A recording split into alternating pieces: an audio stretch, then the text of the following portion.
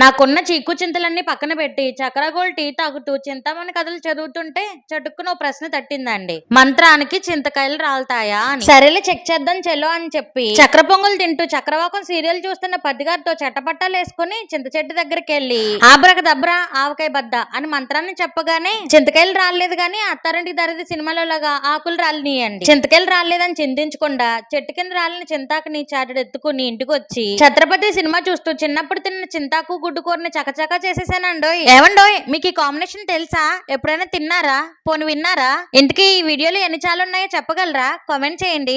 కొంతమంది మీరు గురువు గారి గురించి చెప్తున్నారు కదా, అది నిజమేనా అని అడుగుతున్నారు. అది 100% నిజమండి. విద్య, ఉద్యోగం, ప్రమోషన్, విదేశీయానం, కోర్టు సమస్యలు, ఆరోగ్య సమస్యలు, భార్యాభర్తల మధ్య గొడవలు, సంతానం ఆలస్యం అవడం, రాజకీయ సమస్యలు, ఇవే కాకుండా ఎలాంటి సమస్యకైనా పరిష్కారాన్ని చూపిస్తారు. పోలేరమ్మ తల్లి జ్యోతిష్యాలయం. గురువు గారి పేరు రామరాజు గారు. Phone number 9701875831. నమ్మకంతో కాల్ చేయండి.